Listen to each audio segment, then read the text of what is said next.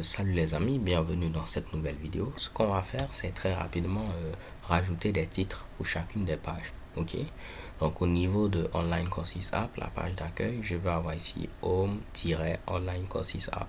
Au niveau de Courses, je vais avoir Courses-Online Courses App. Et ici About-ainsi de suite. Donc pour changer le titre, je vais tout fermer ici. Si je vais au niveau de Views, ensuite Layout, et application.html.irb, le titre c'est ce qui est marqué au niveau ici de title. Ok, donc ce qu'on peut faire c'est quoi? Vous avez la possibilité d'utiliser ici le yield qu'on a vu tout juste en bas, mais en précisant ici votre propre bloc. Donc je peux mettre ici yield et je vais mettre pourquoi pas title, c'est-à-dire ici tu vas m'afficher le contenu du bloc title. Maintenant, au niveau de chacune des pages, je peux donner un contenu à ce bloc-là. Pour donner un contenu, c'est très simple. Vous mettez ici Provide, vous mettez votre bloc. Ici, on l'a appelé Title et vous mettez le contenu. Ici, ce sera Home. Ok. Donc, au niveau d'index, on va faire pareil. Ici, c'est plutôt About. Et c'est là qu'on a notre fameux Home. Et maintenant au niveau de Courses, ce sera ici Courses. Donc là, si je viens normalement ici, j'actualise, vous voyez, on a plein de Mitsubishi.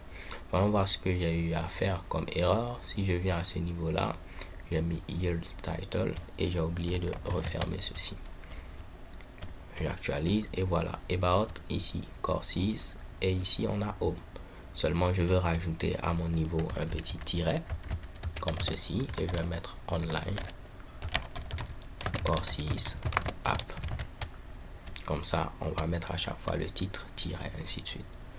Mais le problème avec ça, c'est quoi? C'est que si j'oublie de mettre un titre, donc j'oublie de remplir peut-être mon bloc title, si je viens au niveau des about, vous voyez, on a simplement tiré ce Mitsubishi là. Donc ce que je vais faire, c'est créer un helper. Comme je vous l'ai dit, un helper, c'est tout simplement un moyen qui va vous permettre de pouvoir ajouter de la logique au niveau de vos vues. Donc je peux créer un helper en venant au niveau du dossier helpers qui se trouve au niveau de app. Et là, ce sera un helper pour toute mon application. Donc je vais le mettre au niveau de application helper.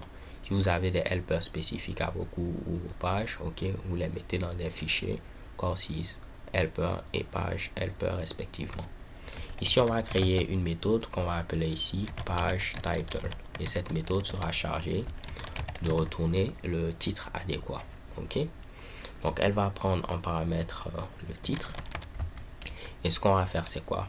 On va vérifier est-ce que le titre en question est vide. Donc, il y a une méthode empty qui permet de vérifier est-ce que le titre est vide.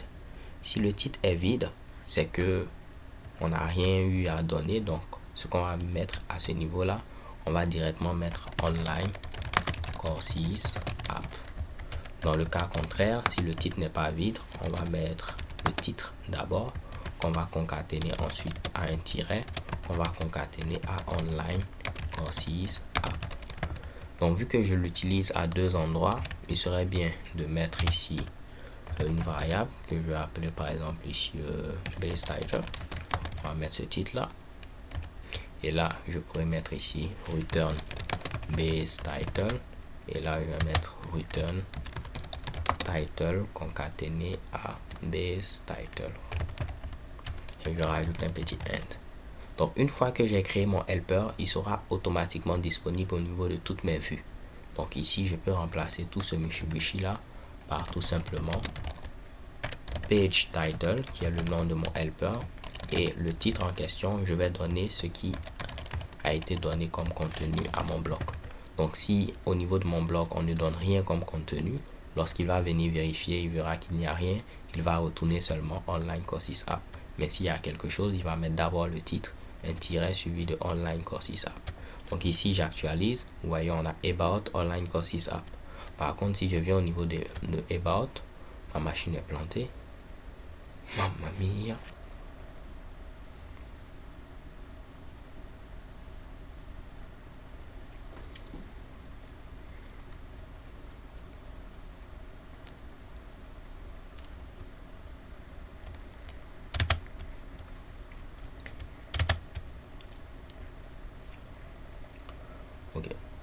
Par contre, si je vais au niveau de About, qu'est-ce qui va se passer à ce niveau-là? Je vais tenter d'enlever ceci. Il n'y a plus de titre. Vous allez voir, il va mettre simplement Online Courses App. Et cela fonctionne. Ok? Donc, pourquoi pas, je vais enlever le app là. Et ensuite, vous voyez qu'on a mis ici Return. Avec Ruby, vous avez la possibilité de ne pas mettre Return. La dernière expression qui est évaluée sera automatiquement retournée. Et en lieu et place de mettre ici des concaténations comme cela, je préfère utiliser l'interpolation. Donc, je vais mettre ici Title. Je vais mettre mon tiret et mettre ici Base Title. Je peux enlever ceci. Ok, donc normalement, on aura quelque chose de fonctionnel. About, Courses et Home. Ok, donc dans cette vidéo, très rapidement, on a vu comment créer un helper. Nous, on avait utilisé plein de helpers, link to, image tag, ainsi de suite. Mais maintenant, on a créé notre propre helper. Juste une petite méthode à ce niveau-là.